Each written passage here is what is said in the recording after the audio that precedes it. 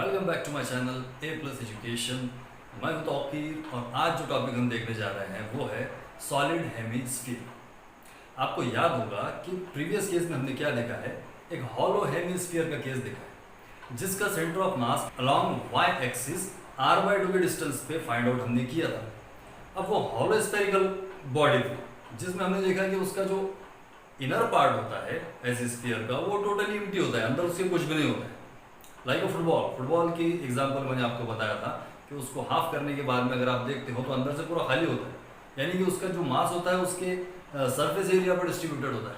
But आज का case थोड़ा सा डिफरेंट है जिसमें बॉडी के इनसाइड पूरा मटेरियल फिल्ड अप है। सॉलिड स्फीयर समझ रहे हो?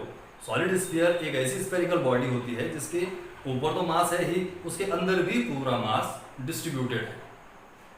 समझने के लिए आप एक तरबूज को भी कंसिडर कर सकते हो, बुरा नहीं होगा समझने के लिए कि एक ऐसा स्फेरिकल शेप का तरबूज चाहिए जो कि दिखने में गोल हो, जिसको हाफ कट करने के बाद में अगर मैं देखूं तो उसके अंदर मटेरियल भरा हुआ होना चाहिए, तो वो भी एक सॉलिड हेमिस्फीयर का केस बन जाए।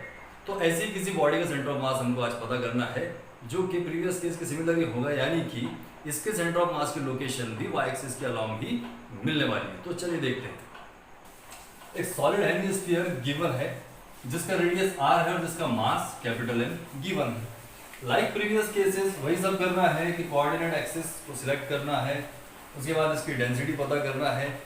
डेंसिटी से याद आया कि ये 3 डायमेंशनल बॉडी का केस है, इसलिए इसका जो डेंसिटी बनने वाला है वो वॉल्यूम डेंसिटी होगा because the whole mass of the body is distributed over its volume. Hollow hemisphere में हमने क्या किया था कि उसके CS से मतलब कर्व सरफेस एरिया पर फोकस किया था, क्योंकि इनसाइड में बॉडी के अंदर तो मास था ही नहीं, उसके सरफेस पर डिस्ट्रीब्यूटेड था, इसलिए वहां पे उस केस में जो डेंसिटी हमने अज्यूम की वो सरफेस मास डेंसिटी अज्यूम की थी। बट इस केस में हम वॉल्यूम डेंसिटी अज्यूम करने जा रहे हैं। तो सबसे पहले कोऑर्डिनेट एक्सिस का ओरिजिन सिलेक्ट कर लेते हैं। ये हो गया वाई एक्सिस और ये हो गया एक्स एक्सिस और ये हो गया ओरिजिन जो कि एग्जैक्टली इसके सेंटर पे है। बॉडी का मास m है और रेडियस जो बॉडी का है यहाँ से सेंटर से बॉन्ड तक का डिस्टेंस वो r गिवन। तो पहली बात तो हम ये कर लेते हैं कि भाई कोऑर्डिनेट एक्सिस का ओरिजिन सिलेक्ट किया, देन अब इसकी जो मास डेंसिटी जो है वो क्या होगा, वॉल्यूम मास डेंसिटी, जिसे हम डिनोट करते हैं रो से। तो रो इज इक्वल्स टू हो गया मास पर यूनिट वॉल्यूम, मास पर यूनिट वॉल्यूम। बॉडी का मास है कैपिटल M और वॉल्यूम क्या हो, लास्ट टाइम बताया था चाहे हॉलो स्फीयर हो या सॉलिड स्फीयर हो, वॉल्यूम दोनों के लिए सेम रहेगा, V is equals to 4/3 pi capital R का क्यूब। अब इसमें होता क्या, अब ये एक हेमिस्फीयर है, फिर चाहे ये सॉलिड हो या हॉलो हो, हमको क्या करना है, आधे स्फीयर का ही वॉल्यूम कंसीडर करना है, इसलिए इसको 2 से हम डिवाइड कर देंगे। तो कितना हो जाएगा 4/3 पाई R क्यूब 1/2। ये जो है 2/1, ये इधर जाके मल्टीप्लीकेशन में रेशो उल्टा हो जाता है, तो 2 2 4, तो कितना होगा 2/3 पाई R क्यूब। ये हो गया वॉल्यूम हेमिस्फीयर। फिर चाहे वो सॉलिड स्फीयर हो या हॉलो स्फीयर हो, हेमिस्फीयर का वॉल्यूम हमको पता चल गया है, तो हम क्या करते हैं, यही वॉल्यूम यहाँ पे पुटअप करना है। तो 2/3 पाई R क्यूब और ये जो 3 है ये जाएगा न्यूमरेटर में, डिनोमिनेटर का डिनोमिनेटर न्यूमरेटर पे जाता है, इसलिए हो गया ये 3m ओवर ट्वाइस पाई R क्यूब। इक्वेशन नंबर 1 जो मिल गई है डेंसिटी, सॉलिड हेमिस्फीयर की डेंसिटी हमने पता कर ली। ठीक, अब क्या करना होता है, एक एलिमेंट कंसिडर करना होता है। अब लास्ट केस में रिंग्स ऑब्टेन हुई थी, क्योंकि जो पूरा का पूरा मास था उसके सरफेस पे डिस्ट्रीब्यूटेड था, तो ऑब्वियस थिंग है कि रिंग्स ही मिलेगी। But this time whole mass is filled inside the body as well as outside the body. तो अब अगर स्लाइसेस इसके हम लेते हैं तो वो डिस्क शेप के ऑब्टेन होंगे। तो एक पतली सी डिस्क यहाँ पे अज्यूम करना है, एक डिस्क मैंने अज्यूम कर लिया है, उस डिस्क का जो मास है वो होगा dm। अब वॉल्यूम का केस हम देख रहे हैं, इसलिए इस एलिमेंट का भी वॉल्यूम हमको पता करना होगा जो कि होगा dv। उसके बाद इस डिस्क का जो रेडियस है यहाँ से यहाँ तक का डिस्टेंस वो होगा स्मॉल r। और सबसे मेन बात, इस बॉडी का, इस एलिमेंट का जो सेंटर ऑफ मास है उसका ओरिजिन से डिस्टेंस कितना होता है, तो वो ले लेते हैं वाई डिस्टेंस, मतलब कि एलिमेंट जो है आप चाहे यहाँ कंसिडर करो, यहाँ कंसिडर करो या यहाँ कंसिडर करो, आप इसका जो डिस्टेंस लेके सेंटर का ओरिजिन से वो वाई ही लेना है। उसके बाद इसकी जो लेंथ है वो लेंथ होगी डी वाई। अब करना क्या है कि चूंकि ये एलिमेंट है तो इसका मास की वैल्यू हमको पता करना है, लेकिन उससे पहले इसका वॉल्यूम भी पता करना होगा और एक इंटरमीडिएट टर्म यहाँ पे है आर, उस आर की भी वैल्यू को पता करना होगा। तो चलिए पहले ये दो वैल्यू पता कर लेते हैं, उसके बाद डेंसिटी में रख के डीएम का वैल्यू फाइंड आउट करेंगे। तो वो होगा rho is equals to mass of the element पर यूनिट वॉल्यूम, और वॉल्यूम हमने जितना लिया है डीवी वो। अब वॉल्यूम कैसे निकालें?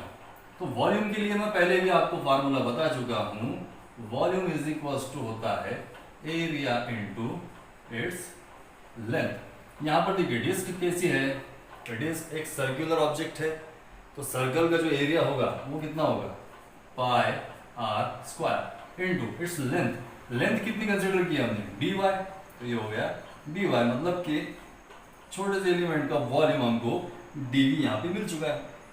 तो हम इसकी वैल्यू को यहाँ पुट अप कर देंगे, लेकिन उससे पहले ये छोटे आर की वैल्यू को पता करना है, जो कि इंटरमीडिएट यहाँ पे टर्म है। तो उसको कैसे पता करें? तो सिर्फ क्या है कि इसको सेंटर से जोड़ दो, तो ये हो गया रेडियस और ये बन गया एक 90 डिग्री का राइट एंगल ट्राइंगल। तो ये वेक्टर जो है, ये रेडियस वेक्टर जो है, ये बन गया इसका हाइपोटेन्यूज। अब सिंपली करना क्या है, वही पाइथागोरस अप्लाई कर दो।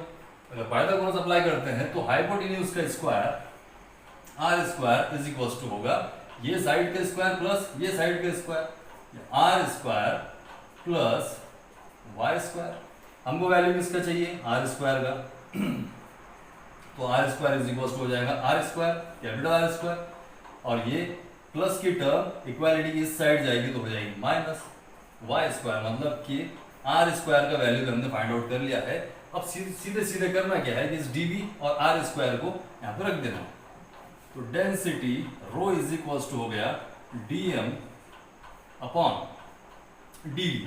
डीवी कितना है पाई, और आर स्क्वायर का वैल्यू यहाँ पे हमने निकाल रखा है जो कि होगा R square minus Y square, और फिर क्या बचता है डी वाई।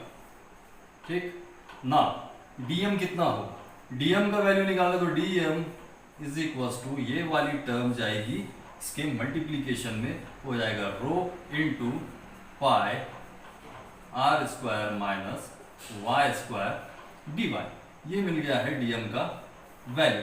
अब डीएम का वैल्यू फाइंड आउट कर लिया है, तो अब लास्ट काम क्या बचा है, वही फॉर्मूला रखना है, फॉर्मूले में डीएम की वैल्यू को पुट अप करना है। एब्सिस का क्या होगा जीरो, क्योंकि अगर एक्स एक्सिस के अलाउंग सेंटर ऑफ मास का जो एक्स कोऑर्डिनेट मुझे फाइंड आउट करना हो तो एग्जैक्टली इसके सेंटर पे मिलेगा।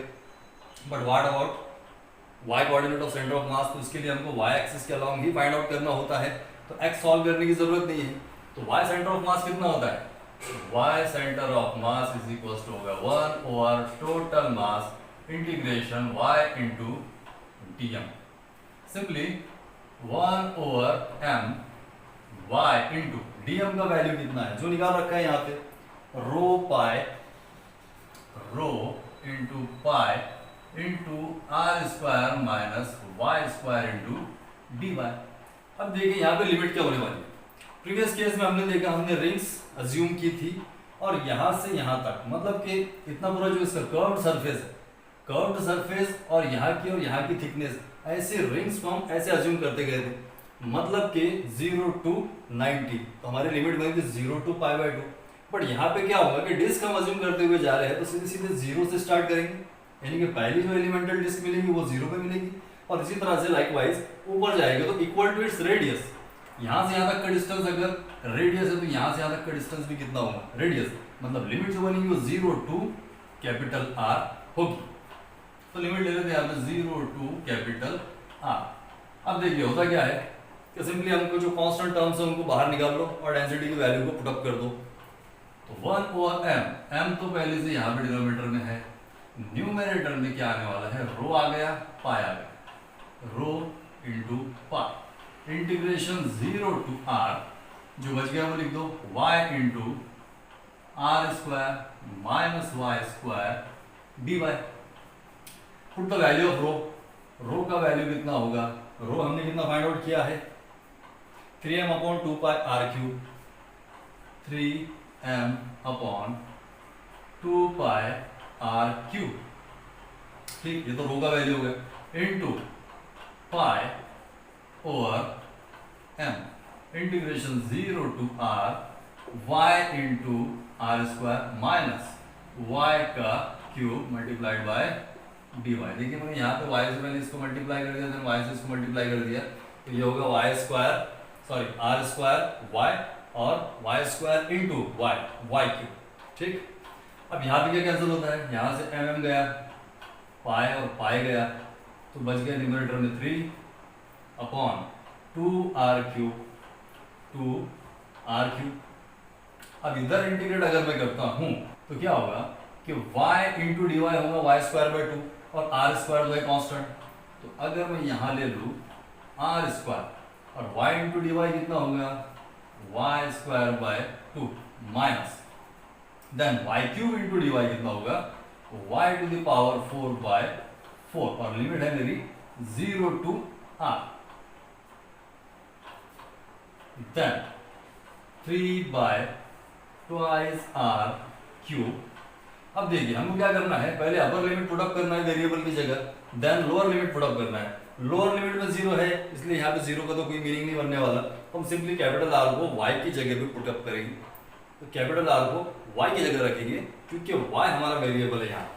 तो क्या होगा आर स्क्वायर पहले से है और कैपिटल आर अगर y की जगह रख दो तो फिर से आर स्क्वायर, मतलब कि कितना हो जाएगा R to the power 4 by 2 minus यहाँ पर y इक्वल टू आर हो जाएगा, तो r to the power 4 by 4। अब करना क्या है, देखिए यहाँ पर डिनोमिनेटर कॉमन नहीं है इसलिए तो कॉमन करना होगा। तो इस रेशो को अगर मैं 2 से मल्टीप्लाई डिवाइड कर दूँ तो क्या होगा 2r to the power 4 by 2 into 2 4। In that case हम क्या कर सकते हैं, दोनों तरफ का 4 कॉमन आउट कर सकते हैं। तो ये होगा y centre of mass is equals to 3 upon twice R cube और ये हो जाएगा 2r to the power 4 by 4 minus r to the power 4 by 4। 3 by twice r cube, यहाँ से 4 कॉमन अगर कर देता हूँ, ये हो गया 4 कॉमन, तो 2r to the power 4 minus 1r to the power 4 कितना हो जाएगा r टू द पावर 4। अब देखिए r क्यूब से r क्यूब गया और एक r इसमें का बच गया और यहाँ पे देखिए 2 इंटू 4 कितना हो जाएगा 8, तो 3 इंटू r हो गया है 3r डिवाइडेड बाय 2 इंटू 4 हो गया 8। तो y सेंटर ऑफ मास मुझे मिल गया 3r बाय 8, वो यहाँ कहीं पे होगा c is equals to 3r by 8 is the y coordinate of center of mass in case of a solid hemisphere।